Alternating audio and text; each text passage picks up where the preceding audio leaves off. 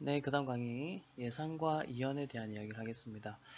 우선은 이 수업은 여러분들이 자격증, 전산회계 1급 자격증을 취득하시는 게 목적이지 않습니까? 그래서 최대한 암기하는 방법 위주로 해가지고 그런 방법들 위주로 알려드릴게요. 뭐 이론 연구하는 수업은 아니기 때문에 그런 식으로 암기하는 법을 먼저 알려드리겠습니다.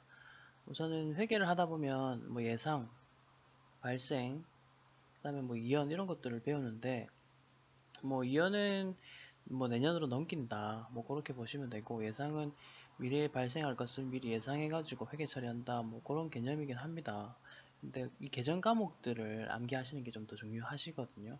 그래서 암기를 먼저 하는 법을 알려드리겠습니다. 먼저 첫 번째로 보실 거는 이연입니다.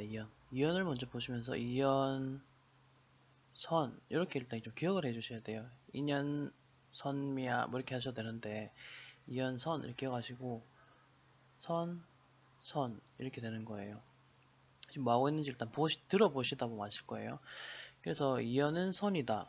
첫 번째로 기억을 하시면 되고, 이제 두 번째로 기억하실 거는 이 계정 과목의 선급 비용부터 보세요. 계정 과목이 어떻게 생겼냐면 비읍으로 끝나면 비읍으로 시작됩니다. 그래서 비읍이 끝나면 비용이 되는 거예요. 두 번째, 수로 끝나면 수로 시작됩니다. 이 말은 이제 선수처럼 수로 끝나면 수익이 되는 거예요. 자, 그럼 다시 이제 조합을 한번 해볼게요. 어떻게 조합을 하는 거냐면요. 예를 들면 이런 식으로 조합을 합니다. 자, 먼저 비용의 이연은 어떠한 계정 과목입니까? 라는 질문이 나와요. 그러면 이제 비용이 들어가면서 이연 이렇게 생각하시면 되는데, 아까 이연은 선이다 했죠? 선. 그 다음에 비용이 거거든요. 그러면 B 앞에는 아까 급이 있었잖아요. 그러니까 비읍이니까 이런 식으로 그냥 조합을 잘 조합하셔야 돼요. 수익에 이연해 볼게요. 자, 수익 이연은 선이었고 수익이니까 수. 아까 수로 끝나면 선수 수익 이런 식으로 가셨잖아요. 그거 뭐 하고 있는지 모르겠죠. 근데 이게 이 암기 방법을 알려드리는 거고, 요걸 조금 잘 들어 놓으시면 나중에는 좀 여러 가지로 효과가 있을 겁니다. 그러고 이제 예상이라는 말이 나오는데 이건 나머지예요. 그냥 예상 혹은 발생이라는 말로도 나왔었어요. 그래서 예를 들면 이런 거죠. 비용에, 죄송합니다. 좀 지울게요. 자, 비용의 발생 혹은 예상 이런 말 씁니다. 요때는 어떤 계정 과목 쓰냐를 물어봐요. 그러면 아까 발생은 B, 그 다음에 비용이었죠. 얘도 마찬가지로 비읍으로 끝나면 비용입니다. 미지 비용 이런 식으로 적으시고, 일단 비용에 비용 했었죠. 죄송합니다. 수익의 발생 예상 이렇게 적거든요. 얘는 마찬가지 미로 시작되고 수익이면서 이제 미수 수익 이런 식으로 조합을 하시면 돼요. 얘도 수 이렇게 조합하시면 됩니다. 그래서 요 네 가지 방금 조합하는 이야기를 했었죠. 조합을 이렇게 제가 말씀드린 대로 요령껏 이렇게 하시면 되고, 그 다음에 두 번째 말씀드리고 싶은 건 이거예요. 지금 보시면 그 차변에는 계정 과목이 성급 미수가 있고 대변에는 부채 이렇게 있는데, 제가 좀 더 이렇게 좀 뭐랄까 세부적으로 한번 알려드릴게요. 지금 요거는 책에 있는 거긴 하지만 이 책에 있는 것들을 말고 이제 좀 더 좀 더 디테일하게 그려서 한번 좀 알려드릴게요. 뭘 그리는 건지 보세요.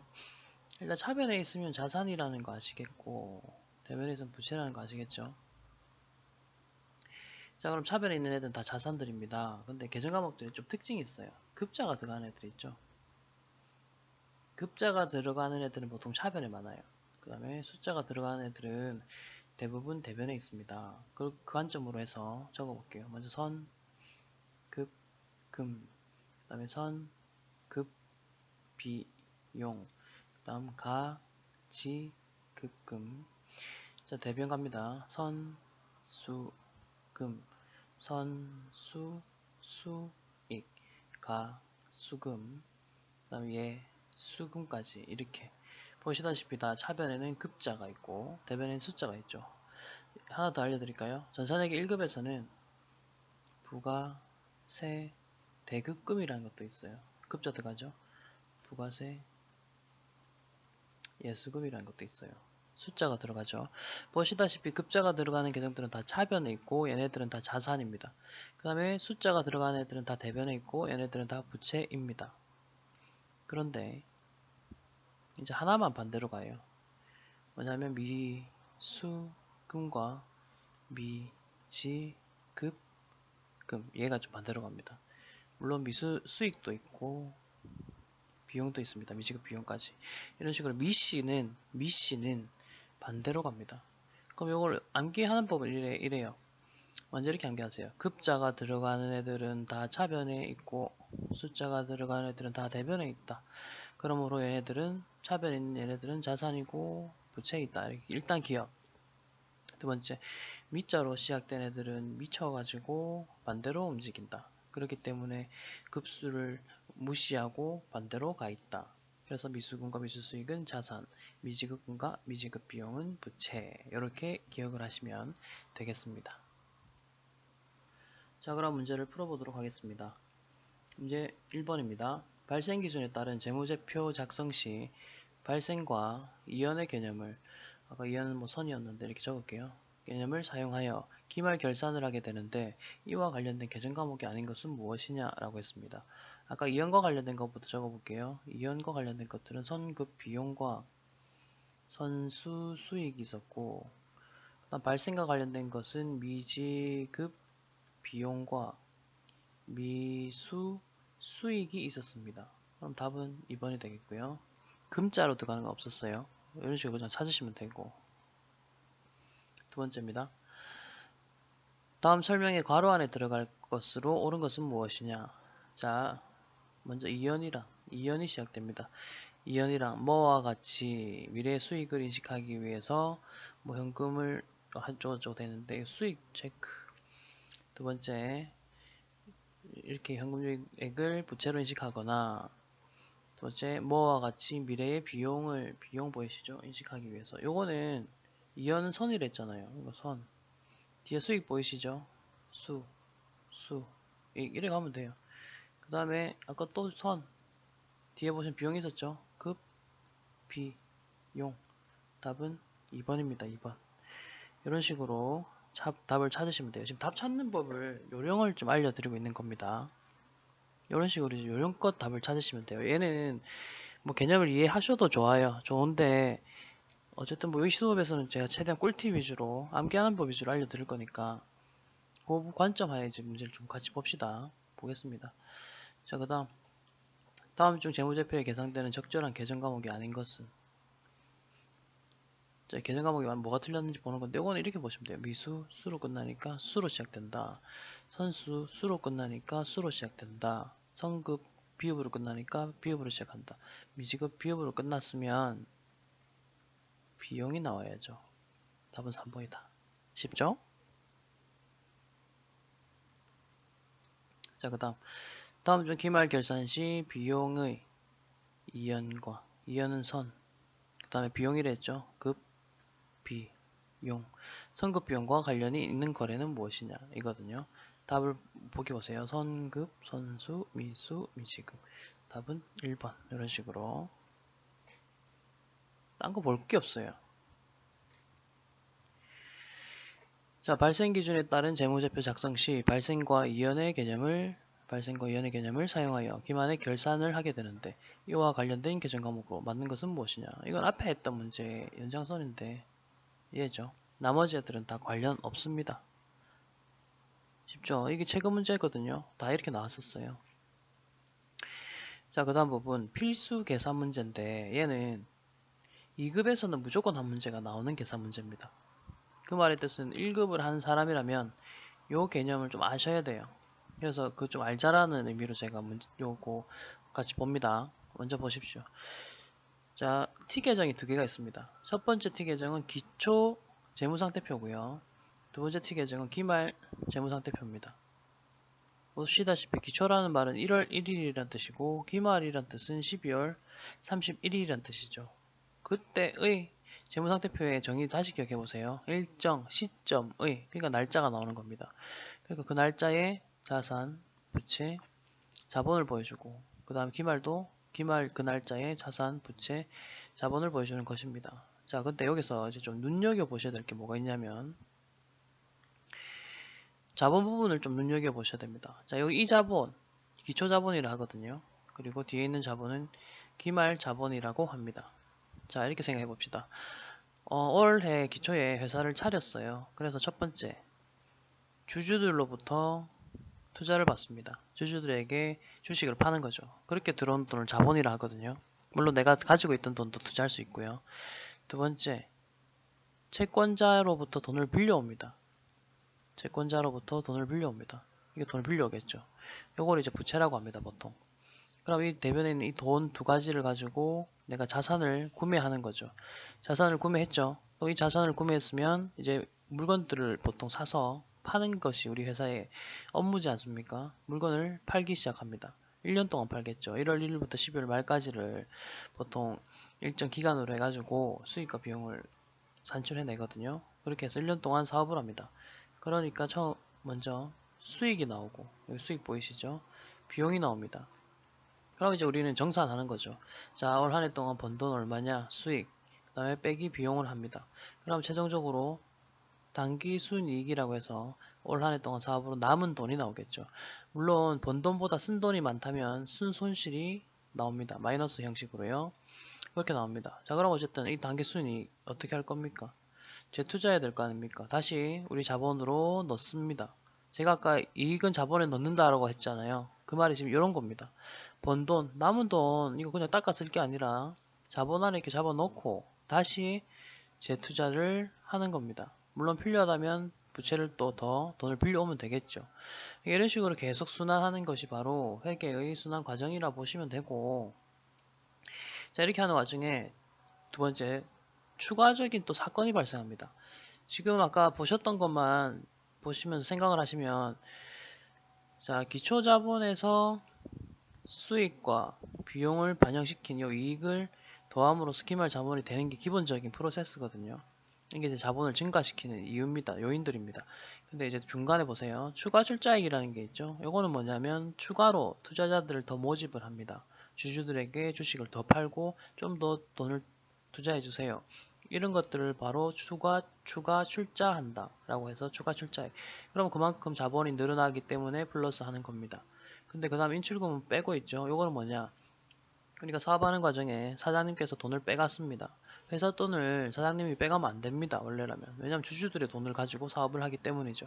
그래서 그런 것들은 일단은 인출금이라는 계정을 가지고 자본의 감소로 처리합니다. 그러다 보니까 빼기 인출금이라는 식이 나옵니다. 이제 최종 정리. 기초자본에다가요. 이 기초자본에다가 수익을 더하고요.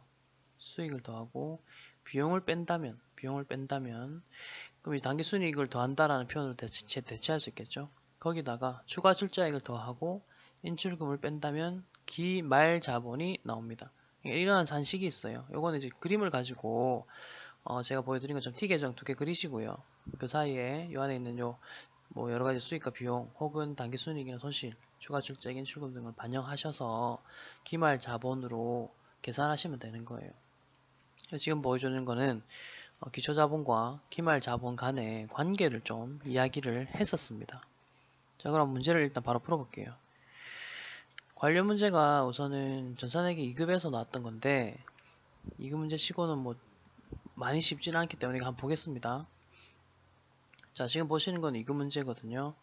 우선 보세요. 재무상태가 기초재무상태가 나와 있습니다. 아까 그 그림에 따른다면 그림을 그려볼게요. 그림에 따른다면 기초재무상태표 이렇게 적으시고 기초 적으시면 돼요. 그리고 여기 자산, 부채, 자본이게 되겠죠. 자본 뭐 이렇게 적으시면 되겠습니다.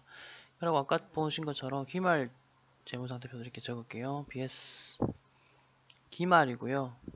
이것도 자산, 부채, 자본 이렇게 되어 있습니다. 우선 문제에서 구하라는 거는 다시 볼게요. 기말 자본금을 계산하라 라고 했죠. 얘를 계산하셔야 됩니다. 이 문제에서는요. 자, 근데 이 문제의 특징. 자산, 기초 재무 상태와 자산부터 찾아야 되는데, 보시다시피 계정 과목으로 이렇게 다 나타내고 있거든요. 그래서 자산을 먼저 찾아보겠습니다. 자산, 자산, 자산, 자산입니다. 이 네 가지가 다 자산들이거든요. 이걸 다 합치시면 60만원, 65만원, 75만원, 75만원이 되네요. 됐죠? 자, 그 다음 부채 찾겠습니다. 부채 외상매입금, 단기차입금이죠. 45만원. 이렇게 찾습니다. 그 다음. 자, 이제 여러분들은 아십니다. 지금 자산이 나오고 부채가 나왔다. 그럼 자본은 뭐냐? 자산 빼기 부채잖아요. 그래서 30만원입니다. 자, 이 30만원에 아까 전에 어떻게 했었냐면 수익과 비용을 더하고 뺀다 했죠. 여기 보시면 수익 70만원 더하고 비용 50만원 뺍니다. 자, 이렇게 넘어가는 거예요. 더하기 70 빼기 50. 이 말은 보세요. 얘는 결국은 20만원만 더하면 되는 거예요. 더하기 20만원 됐죠. 그러면 기말 자본은 50만원이 됩니다. 답은 3번이죠. 이건 이제 2급 수업 하실 때 조금 중요한 내용이라서 네, 그런 건데 어쨌든 전체적인 흐름을 알기에 참 좋은 문제였습니다. 그래서 답은 3번이었다는 거 체크하시고요. 자, 그 다음에 1급에 나왔었던 문제 한번 보겠습니다. 자, 1번 문제. 1급의 1번 문제입니다. 다음에 회계 등식 중에서 등식이 이제 나오고요. 옳지 않은 것은 무엇이냐 이런 말을 합니다. 그래서 기말자산 자산은 부채 더하기 자본이거든요. 지금 보니까 자본이 아니에요. 이거는 요거는 맞는 말이 되려면 지금 기말이잖아요. 그럼 기말 자본이 나오면 되거든요. 기말 자본이 나오면 되거든요. 위에 이 식이 기말 자본이 되려면 어떻게 해야 되냐면 기초 자본에다가 이익을 더하잖아요. 더하기 이렇게 이익을 더하잖아요. 그러면 기말 자본이 돼요. 이게 이제 그 식입니다. 그래서 옳지 않은 것은 바로 1번에서 답이 나왔습니다. 자, 2번 보십시오. 총 비용에다가 이익을 더하면 총 수익이다. 요거는 수익 빼기 비용은 이익이다. 그럼 뭡니까? 이거 넘기면 이익 더하기 비용은 그럼 수익 된다. 요런 거랑 똑같은 말이죠. 요거 산수입니다. 회계하다 보면 간간히 이렇게 산수 나오거든요. 요거 좀 이해 좀 하셔야 되고요. 그 다음 기말 자본에서 기초 자본을 빼면 이익이다. 이거 맞습니다. 자산은 부채 더하기 순자산. 순자산이란 말은 자본이에요. 자본을 다른 말로 순자산이란 말을 쓰거든요. 그렇게 보시면 되겠습니다. 자, 그 다음 2번. 자, 문제에서 물어보는 거는 총 비용은 얼마냐 라는 거를 물어보고 있습니다. 그럼 아까 그렸던 그 그림을 한번 또 그려볼게요. 자, 재무상태표 기초 그 다음에 이쪽에다 그냥 넓게 쓰겠습니다. 재무상태표 기말 날짜가 이제 기초 기말이고요. 그 다음 문제에 있는 숫자들은 적어볼게요. 먼저 기초자본 얘는 이쪽 자리고요. 기말자본 됐고요. 그 다음에 이 둘 사이에는 관계가 있는데 아까 어떤 관계가 있었냐면 수익을 더하고 더하기 수익 빼기 비용이 있었거든요. 그럼 보시다시피 우선 수익부터 갈게요. 총 수익은 600이고 그 다음 비용은 문제에서 물어본 게 비용 물어봤잖아요. 그러니까 요거는 네모치고 그 다음 나머지 하나 추가 출자금은 아까 어떻게 하면 되냐면 더하는 거라 했잖아요. 500. 자, 이제 끝났죠? 요거 이제 빈칸만 잘 채우면 됩니다. 800만원에다가 일단 기초에 있는 이 800만원 금액 보십시오. 800만원과 기말에 1600이지 않습니까? 총 800만원의 차이가 나야 됩니다. 자, 근데 보시면 우선 더하는 게 총 1100이잖아요. 1100에서 300 빼면 800의 차이가 나겠죠. 그래서 비용은 300이다. 이런 식으로 계산을 하시면 되겠습니다.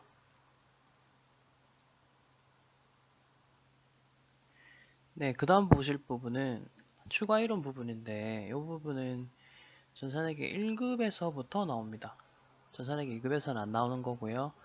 추가 이론이라고 해서 뭐 여러 가지 나머지 이론들이에요. 요것들을 하나씩 같이 봅시다. 먼저 이론 요거 재무제표 작성과 표시의 일반적인 원칙입니다. 재무제표를 작성하거나 표시할 때는 다음과 같은 원칙을 따라라. 뭐 그런 내용. 첫 번째, 재무제표의 작성과 표시에 대한 책임은요, 경영진이 져야 됩니다. 책임은 일을 하는 사람은 이제 그 밑에 회계 담당자일 수도 있겠지만 결국 책임은 경영진이 져야 됩니다. 그러다 보니까 오답으로 회계 담당자를 많이 쓰거든요. 요거는 오답입니다. 이렇게 나오면 틀리는 거니까 오답. 경영진이라는 거 기억하시고, 자, 그 다음 전기 재무제표의 모든 계량 정보를 단기와 비교하는 형식으로, 이게 이제 비교 가능성이라는 건데요. 항상 이렇게 전기 재무제표와 단기를 비교하는 형식으로 표시를 해야지 무언가 우리 회사에 문제가 있지 않느냐, 있나 없나, 이런 것들을 정보 이용자들이 알 수가 있습니다. 그 다음 재무제표는 이해하기 쉽도록 간단하고 명료하게, 그래서 이걸 이해 가능성이라고 하는데 그냥 뭐 말 그대로입니다. 이해하기 쉽도록 간단하고 명료하게 표시하여야 한다. 여기 이제 내용이고요.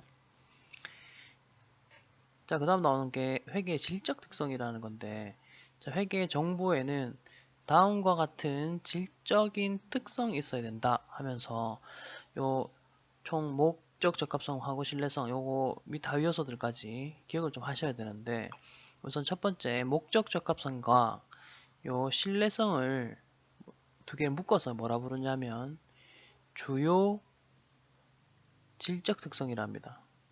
요걸 일단 적으시고요. 얘네들이 이제 대빵들이에요. 대빵들.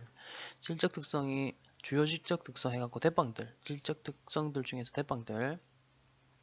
그 다음에 이제 하위 요소들이 있습니다. 이거 암기하는 법부터 알려드릴게요. 목, 예, 피, 적, 신, 표, 검, 중 이렇게 암기하세요. 요거는 뭐 회계사나 세무사 공부하던 학생들도 이렇게 공부를 했었고, 혹시나 이제 그 국제회계 기준 배우신 분들은 지금 요거 다릅니다. 지금 여러분들 보시는 거는요, 전산회계 1급에 나오는 기준인데, 전산회계 1급의 시험 범위는 기업회계 기준이에요. 그러다 보니까 국제회계 기준을 혹시나 배우신 분들은 이거 좀 다른데 라고 하실 수도 있습니다. 우리의 시험 범위는요, 기업회계 기준이라서 그렇습니다.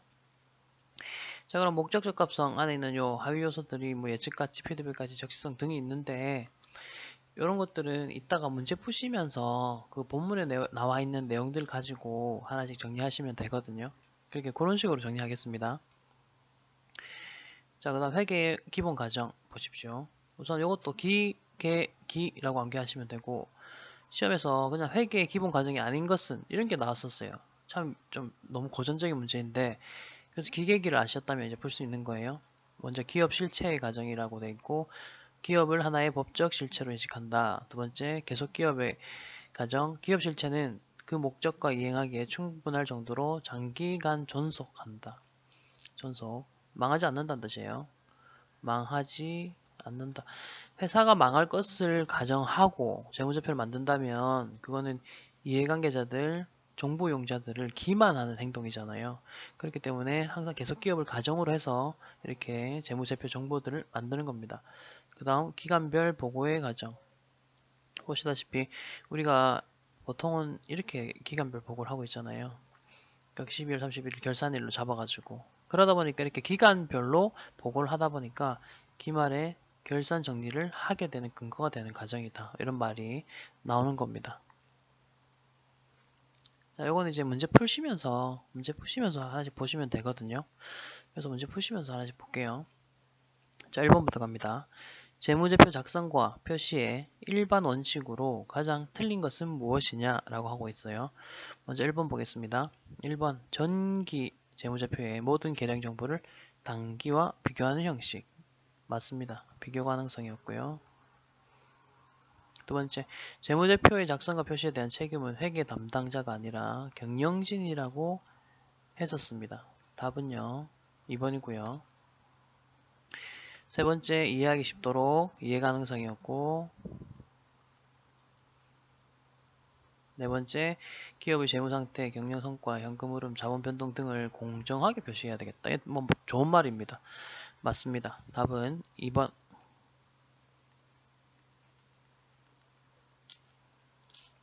자, 그럼 이제 두 번째 문제 가도록 하겠습니다. 일반 기업회계 기준을 통하여 작성된 재무제표는 다음과 같은 특성과 한계가 있다. 이에 대한 설명으로 틀린 것은 무엇이냐라고 합니다. 자, 1번부터 보겠습니다. 먼저 재무제표는 화폐 단위로 측정된 정보를 주로 제공한다. 보통 돈, 금액을 적잖아요. 그래서 이제 화폐 단위로 측정된 이런 말이 나오는 겁니다. 맞고요. 두 번째, 재무제표는 미래에 발생할 거래나 사건에 대한 정보도 포함한다. 미래에 어떤 거래가 발생할지, 어떤 사건이 발생할지 어떻게 합니까? 그러니까 이거는 틀린 말입니다. 과거나 현재에 있었던 사건을 기록하는 거죠. 그래서 이게 틀린 말이니까 답이고요. 세 번째, 재무제표는 추정에 의한 측정치를 포함한다. 이거는 이제 대손 충당금이나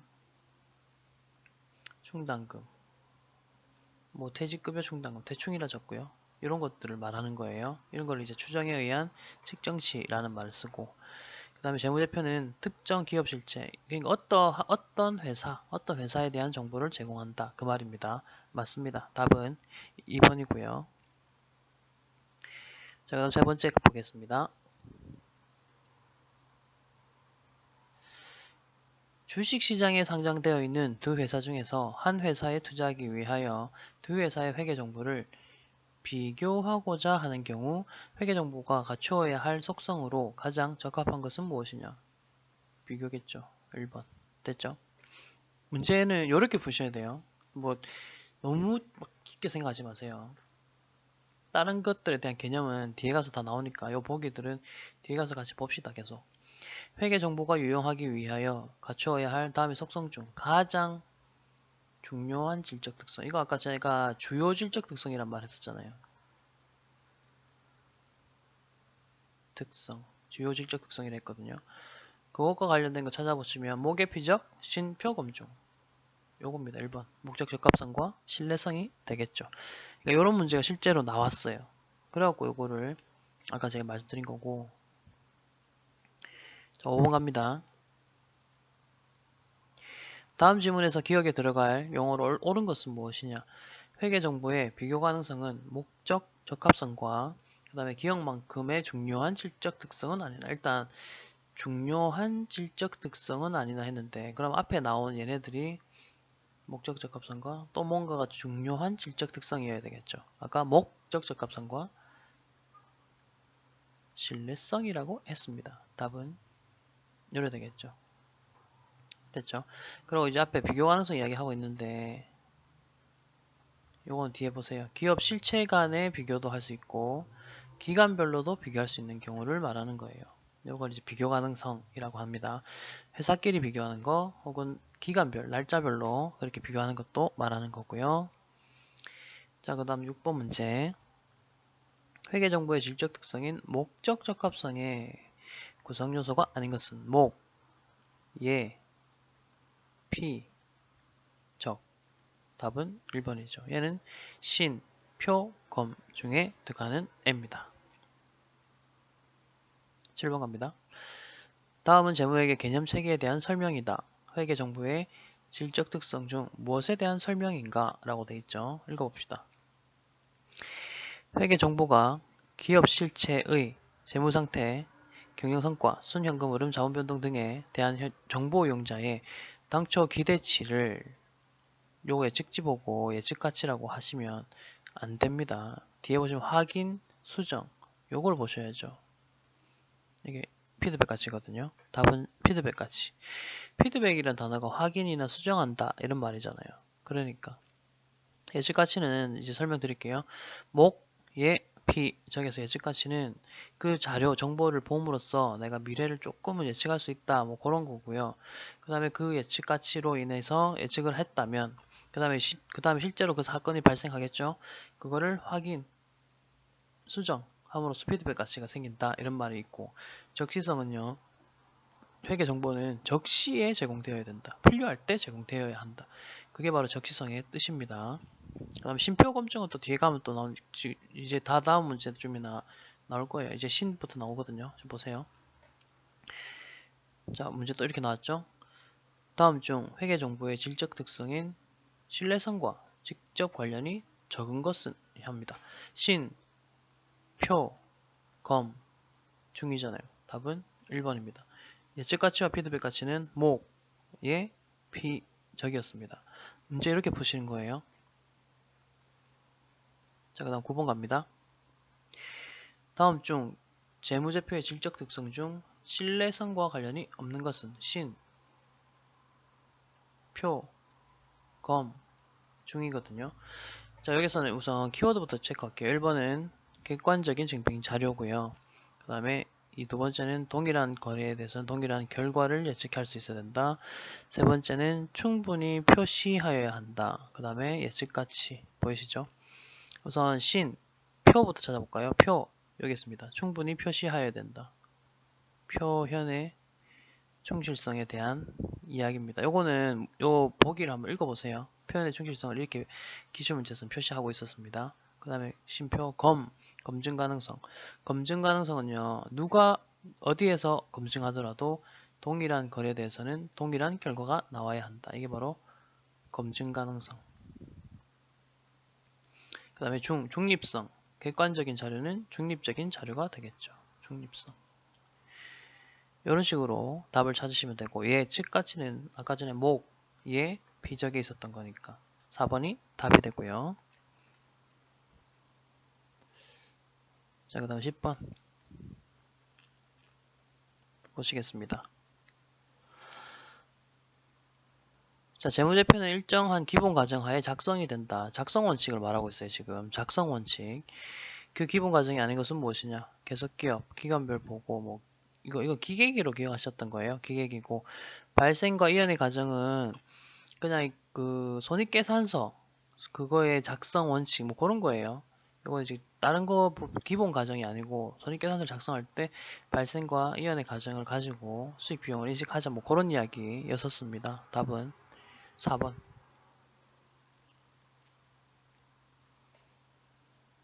그 다음 11번입니다. 자, 회계순환 과정에 있어서 기말 결산 정리를 하게 되는 근거가 된다. 아까 이거 어디서 봤는데, 자, 어디서 봤냐면 기간별로 보고를 하니까 우리가 기말에 결산을 하는 겁니다. 만약에 기간별 보고를 하지 않았다면 결산할 일이 잘 없겠죠. 됐죠?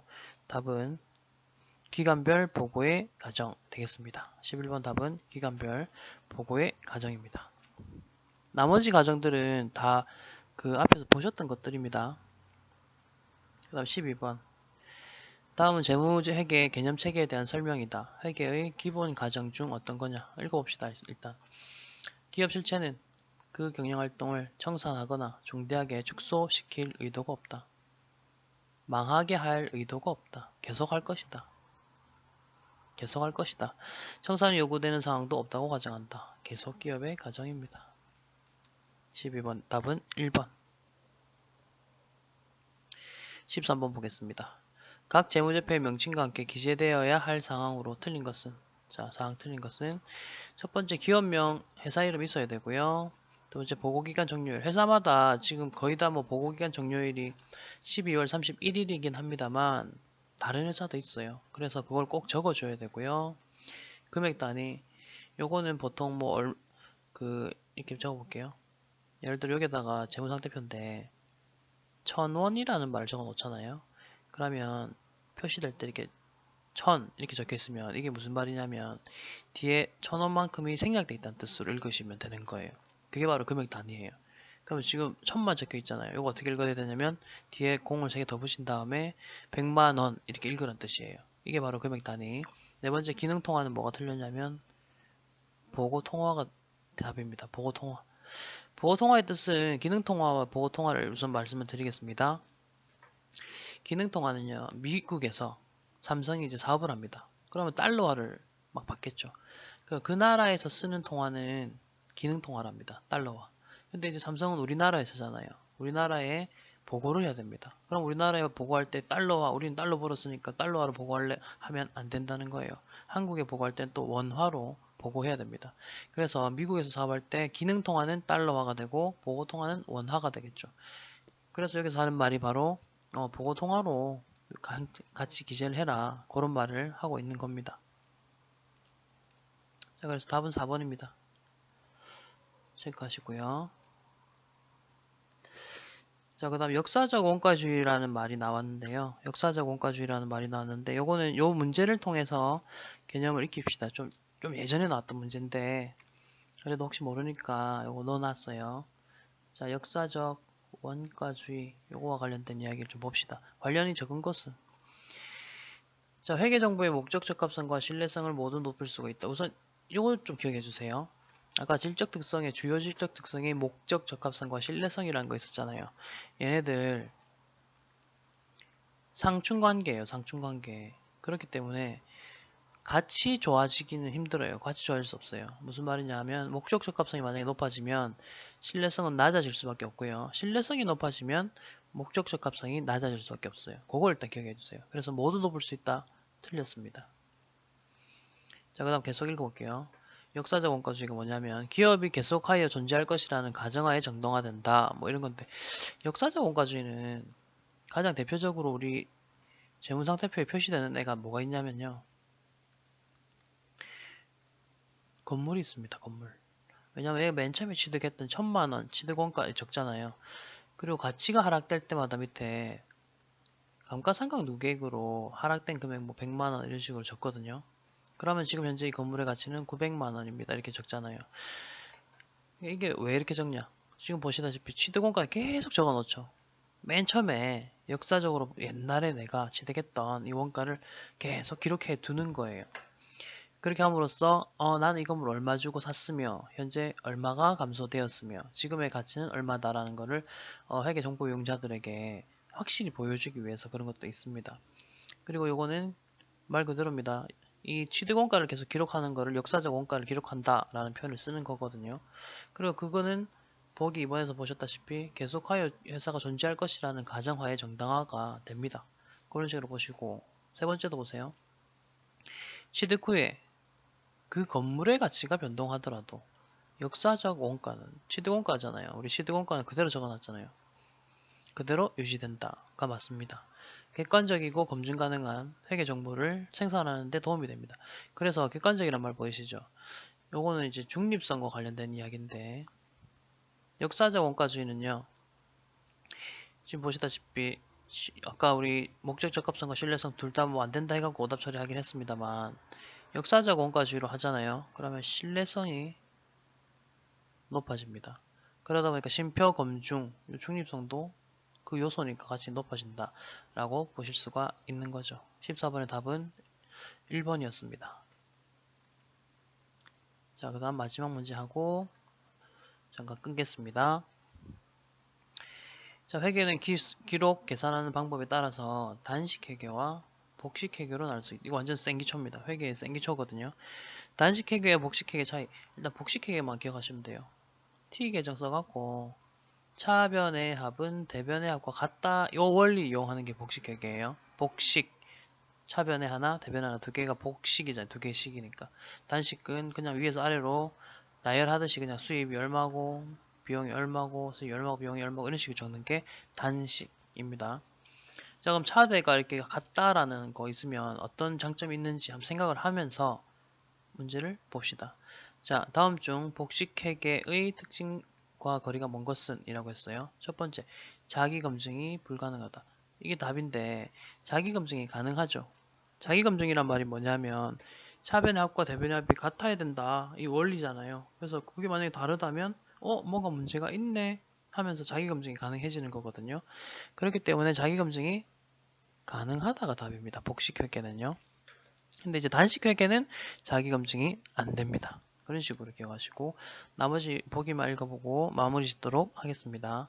재무상태와 손익을 파악하기 쉽다. 재무상태표, 손익계산서, 자산, 부채, 자본 등 모든 변화를 기록할 수 있다. 이거 뭐 재무상태표 이야기. 일정한 원리에 따라서 기록된다. 그렇죠. 자산은 어디, 부채는 어디, 자본 어디, 수익은 어디, 비용은 어디, 이런 식으로 우리가 원리를 정해놨잖아요. 그렇기 때문에 답은 1번입니다. 자, 세 번째 강의도 여기까지 하겠습니다. 수고하셨습니다.